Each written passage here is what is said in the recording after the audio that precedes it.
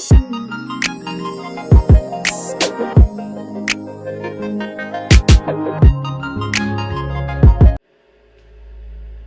we good with like the camera and everything?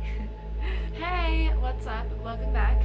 It's been so long since I filmed, so I'll probably be a completely different person in this video than I was in my other videos. But welcome back. Oh no, I hate when this happens, you guys. I need like a stand or like a person, because currently I'm a one-woman show, so I don't really have a team with me, but I'm working on it.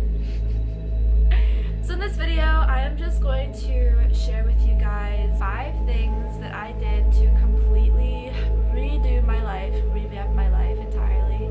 And these are 5 key things that I really hold applicable to the reason why I completely started structuring my life differently. So my sleep schedule habits, my eating habits, who I picked as friends, how I felt as a person, even who I saw myself as. So we're gonna get right into it.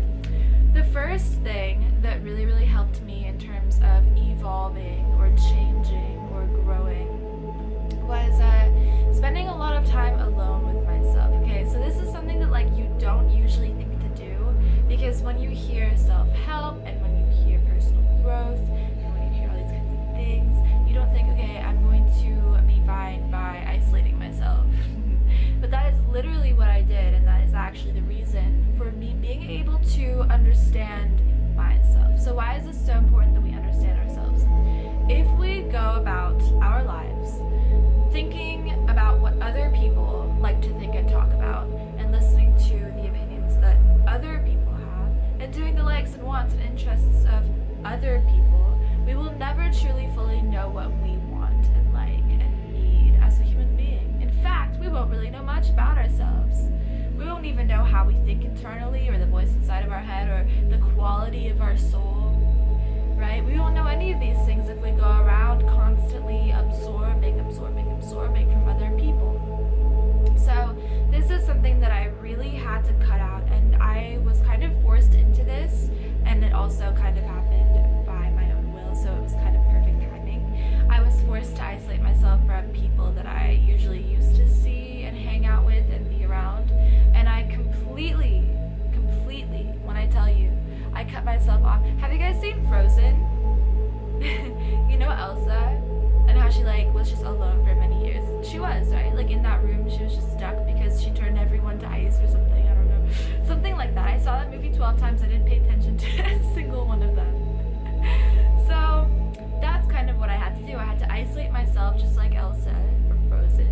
And I quite literally built a barricade, a barrier of distance between myself and others, so that I could really figure out who it is that I was on a very internal, personal level. Okay, I did not want other people's opinions or thoughts or actions or beliefs about me, or even what they thought about the world, to be my own primary script in my head. Okay, so I cut myself off from everything and everyone, even my family. Okay, and I know this is like not something that is ideal for some people or whatever.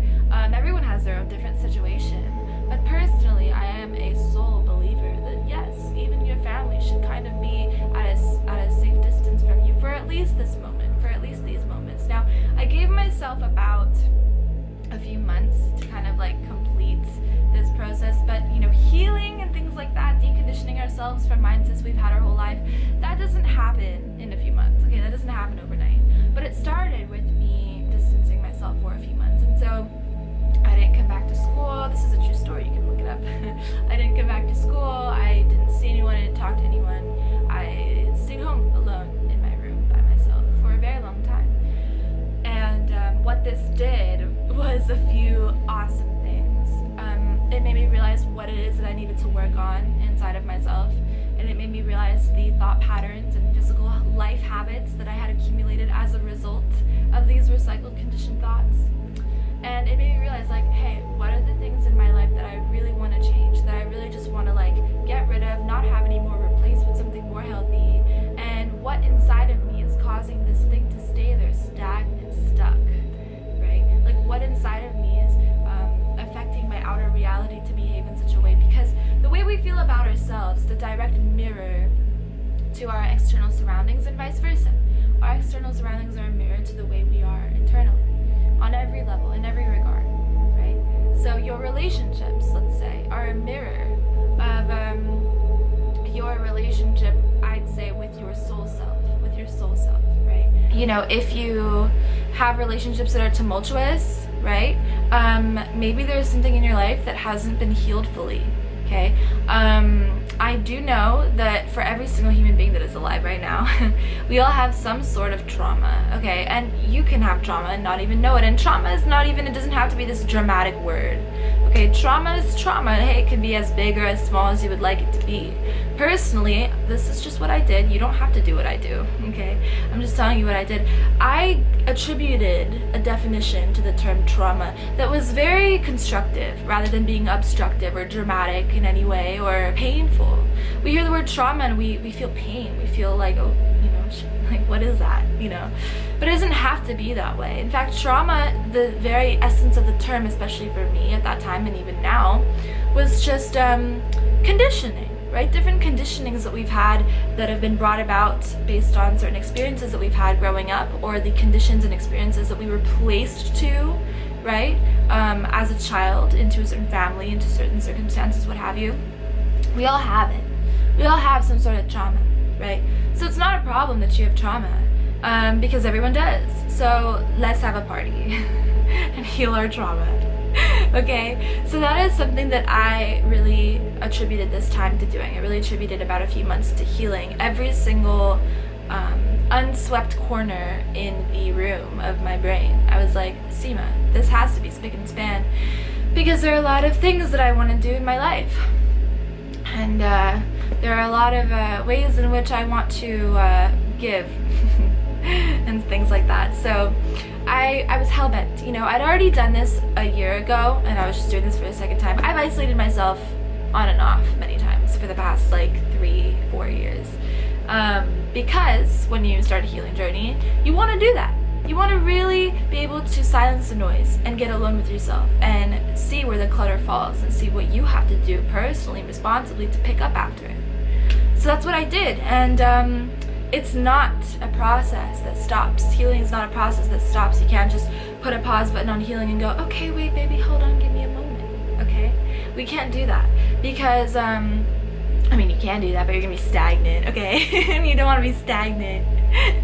So ideally, one would not do that, especially when you begin healing. You recognize your stagnancy, and you recognize, like, hey, okay, this is where I need to actually kind of like move forward in my life, because I've sat here for way too long. I've sat in the fear. I've sat in, you know, whatever it is that you have. If you're shy about talking to girls and you're afraid about that, hey, now's the time to start working on it. You can practice. Not with me, though. You can find someone else to practice on. But we all have like these things that need healing inside of us, and it's a beautiful thing. That means we could just keep growing and keep going and not really worry about the fact that we are limited in any way, because we are limitless beings internally. We're energy, Atma, soul stuff. We are directly tied to God. Seriously, like directly. Like there's no gap, honestly. So when people tell me, you know, that they're sad or anything like that, I tell them, hey, I love you. Watch my videos. You don't need to be sad, and I'm sad too. The whole world is sad, but we don't need to be sad.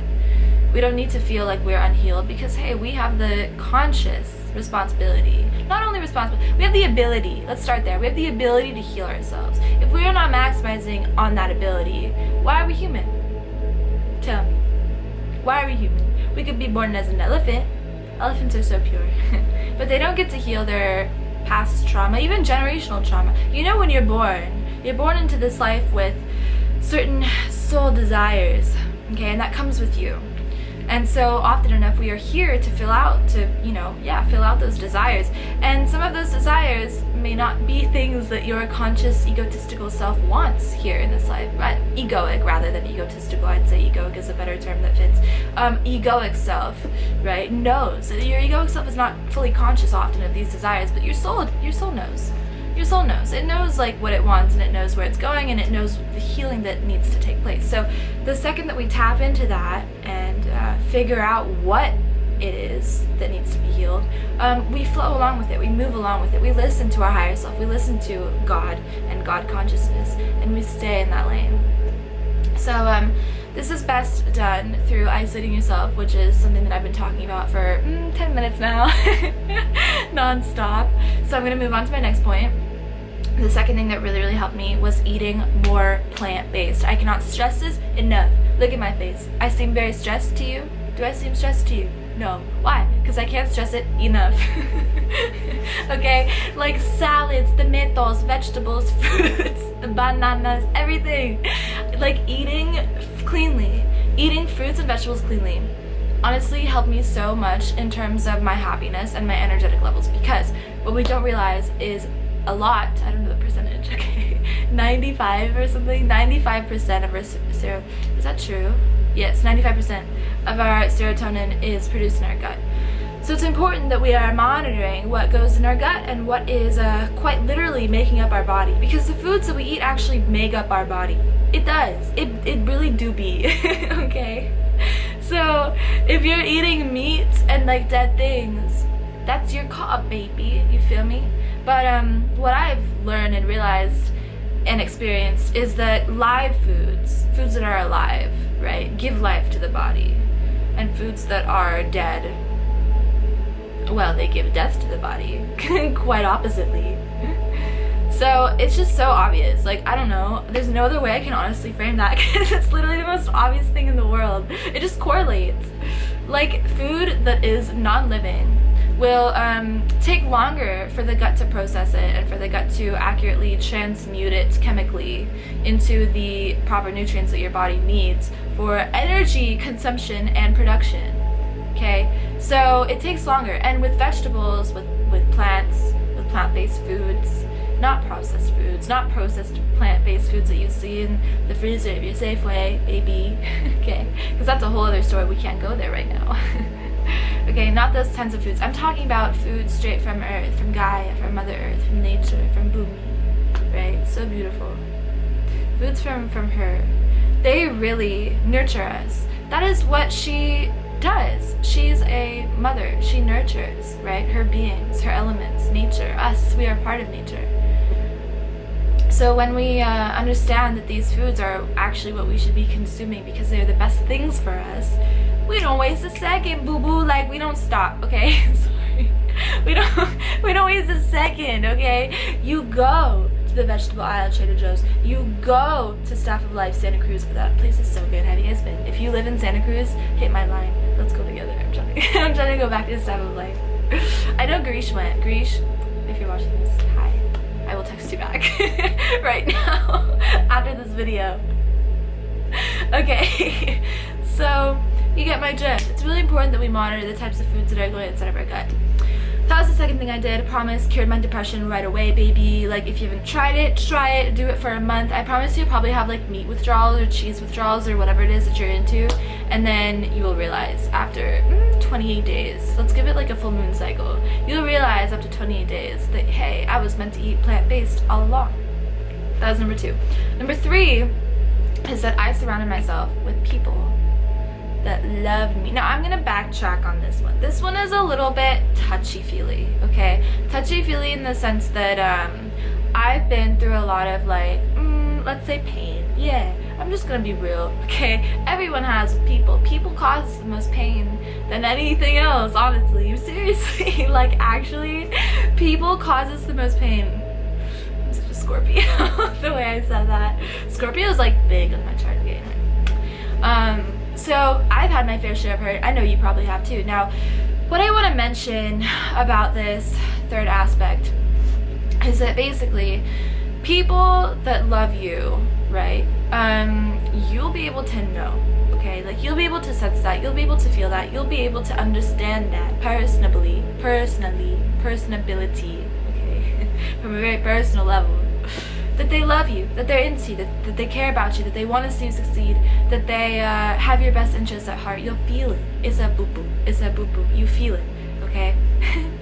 So the intuition and the gut is something that we often ignore. And we don't need to ignore it, but we do, because we're so kind of like trained and classified into kind of like the things that we can see and hear and touch, right? The tangibility of life. We don't really understand and perceive all the time that, hey, we have a huge instinct inside of us, a huge instinct that will readily tell us whenever something is wrong. And it does, all the time. We just need to listen to it. So the goal here, and actually what I try to do as well during these months, is to really be able to listen to that internal compass that we all have. We all have it. No one is void of it, okay? Devoid, I should say. No one does not have it, yeah? Everyone has it. Dogs are animals that are very sensitive, and they have an evolved gut and intuitive sense about things. Study your dog if you have a dog. Now, I would like to think that human beings are a lot more spiritually and personally evolved than a dog is. So if a dog can do it, I think we can do it, yeah? We can really hone in and and listen to our gut and hear out what it has to tell us. And there's so much that it has to tell us about people, about how they care about us, about what they have to say and feel towards us. And we can tell by the way someone is treating us. And often enough, what an empath makes the mistake of doing, hi, nice to meet you, is that we don't really register, okay? Like, we see it, we acknowledge like both sides of the situation or individual, right? The negatives and the positives, but we love. That's the thing. That's like the definition of an empath. Loving, freely, all the time. Here, take my love. Take it. I'm just giving it away for free, okay? That's literally kind of like the essence, the gist of empathy. And if you are someone that is like this, naturally it can be hard to... you get hurt a lot. It can just be hard to understand that you have that like natural sense and that everyone is not like that. Okay, so protect yourself. Like if you're an empath, like I'm talking to you right now, right? Like just protect yourself and stuff. There are ways you can do that. I'm gonna go into those in a few minutes, but there are ways to really understand that like you do not need to be hurt by people, and it's all about taking emotional responsibility, right?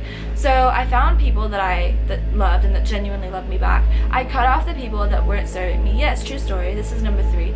True story. I cut off people that were not serving me. I'm not going back to that ever. Okay. Still love them very much. Still love them very much. Oh my god. Oh my god. Every person, everyone, all of them, everyone, on such a deep level, like without any nothing. There's no argument, okay? I just love them so much. But it wasn't healthy for me personally, and how badly I wish that it were healthy, right? How badly I wish that it were healthy. I really wish that it was. Unfortunately, circumstantially it wasn't, and this is something I had to come to terms with. I had to be like, okay, Seema, circumstance has it such that you and this person are not on the same level equivocally right now. On some realm, in some way, it just doesn't work. Things just don't work sometimes, and there wasn't a justification to it. I tried so hard and so long to figure it out on my own. Forgiveness has never been an issue for me. I can't hold a grudge even if I wanted to. I don't know how to do that. But it was more so an issue of me not being hurt by it anymore. One piece of advice that I would definitely give to anyone going through a painful situation, such as a friend breakup or an otherwise type of breakup, is to spend time alone so that you don't project the same feelings and the same issues that you might have had in that relationship onto someone else and onto some other new relationship. It's very important to spend time alone and to cure what you have going on inside of you so that you can forgive yourself as much as you forgive them, because that's important as well, right? Empaths, people, human beings, what have you, have a tendency to often blame themselves, and often enough we don't need to do that, because actually there's no point in doing that, right? There's no concept of blame here. We're not here to be blamed or to blame. We're here to learn a lesson. So the lesson is what should be in the forefront of our attention, not the blame. It doesn't matter where the blame goes. In fact, actually, there is no such thing as blame, right? And if someone else wants to blame us, that is their universe. They're the main character in their show. They can blame they can literally grow flowers from their fingernails if they wanted to. There are ways, I'm sure. We live in 2020. You can do anything you want, okay? You can do anything you want. But being a human being and having responsibility over my own mind and my own energy field and my own being and presence and mood and feelings, right, and everything, having that duty, that responsibility to protect it and to feel good all the time, because I know that if I don't feel good, nothing productive will get done in terms of soul evolution, right? Yeah, it's very important to feel good, okay? And if you don't feel good, there's a reason, and the lesson is inside of the pain. It's always inside of the pain. Do you think human beings can grow and have any lessons without being hurt? No. We're so stubborn, baby. Ask me, I'm the most stubborn person in the world. I'm very stubborn. So the pain is necessary. Pain is necessary. That's something that we shouldn't overlook ever, right? But at the same time, give yourself an end date. That is one piece of advice that I would really, really encourage you to practice. Give yourself an end date to stop feeling the pain, okay? And to really release and let go and forgive on every level, in every way. Do what you have to do. You know, I did a burial outside of my house one time to let go of some old energies. Yes, I brought candles, okay? It was like a little party. Okay, I'm not gonna say sigil, it was like a party, okay? I'm just kidding, I'm not into that kind of stuff. But if you are, I appreciate what you do. I don't know, good luck. Be careful, dude. That stuff is really it can backfire, okay? Just be careful.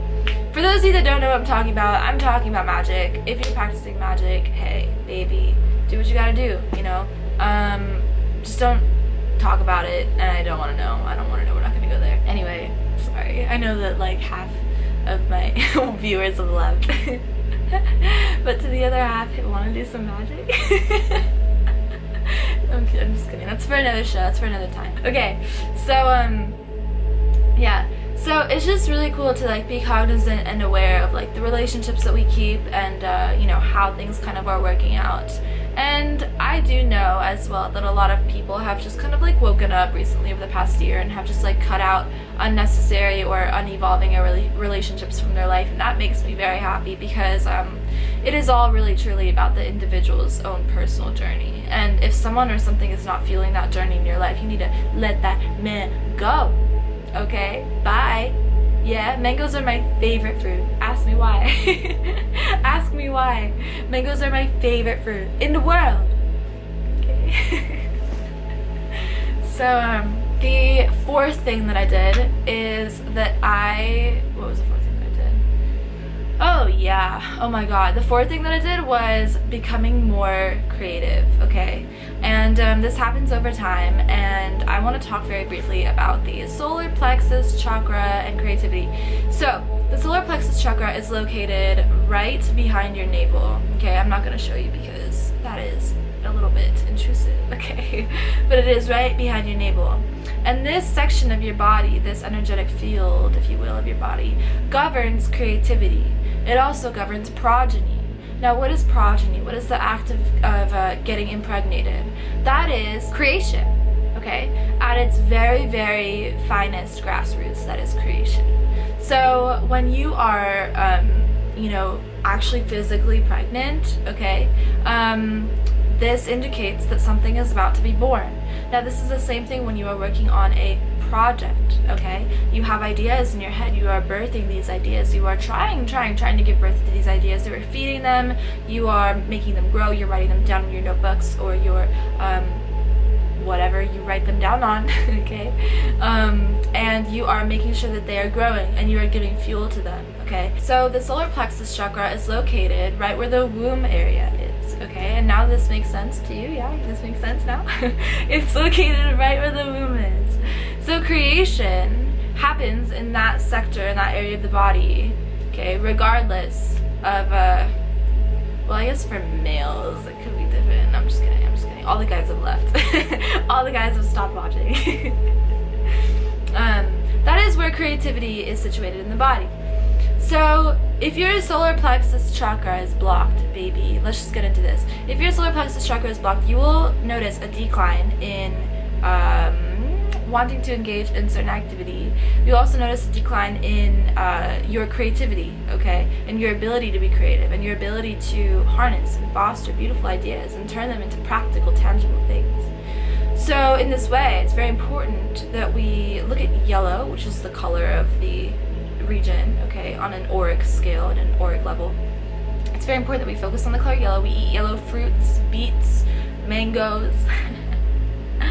Okay, we focus on the color yellow. We bring in solar plexus chakra energy. Do whatever it is that you have to do to make sure that it's balanced, okay? And this also really governs happiness, this area. You can't see I'm tapping it. it really governs happiness. Because happiness is creativity. It is that childlike feeling of being able to make and be invincible and feel infinite and feel unrestricted by your body or unbound by societal circumstances or what have you. Okay, this childlike feeling, this inhibition of spiritual freedom is inherent and present within each and every one of us, and it is begging, it is waiting to be released, it is needing to be let out in some way. So we human beings are natural creators. We create all the time. We create thoughts, we create words, we create habits, we create ideas, we create children, actual people. So it's necessary that we nurse the solar plexus and chakra region. So, okay, really quickly, my fifth one, my camera's gonna die. My fifth point that really helped me change my life completely was sleeping and eating at a regular time, and also exercising. These are just daily habits that help overall to contribute to the wellness of your mental health and to really balance your spirit and how you feel every single day. Consistency is something that is ever present within life, okay? Change is consistent, and consistency is always. That is the definition of consistency. It is always, okay? So we need to be practicing these habits every single day, eating at a specific time daily, sleeping at a specific time daily, and making sure that we are on the constant upward swing towards evolvement and eventual liberation and success and conquering this human life once and for all. So my camera's gonna die. Thank you guys so much for watching this video. I really appreciate it if you made it to the end. All my social media are down below if you would like to keep up with me on there. I'd really appreciate it if you would check me out, and I will see you guys in the next video. Don't forget to like, subscribe, hit the bell icon, give this video a thumbs up. There's so many things to do. I don't know. Do what you want to do, baby. I'm not here to tell you anything. I love you. Live your life. Okay, be happy, be free, but subscribe, okay? I'll see you guys in the next video. Peace.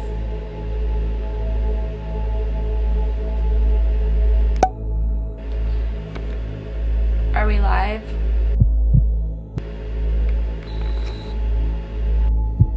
Please stay. I'm patient, I can wait. I just would rather it stay. Thank you. Okay. Sometimes you should do magic for it to work.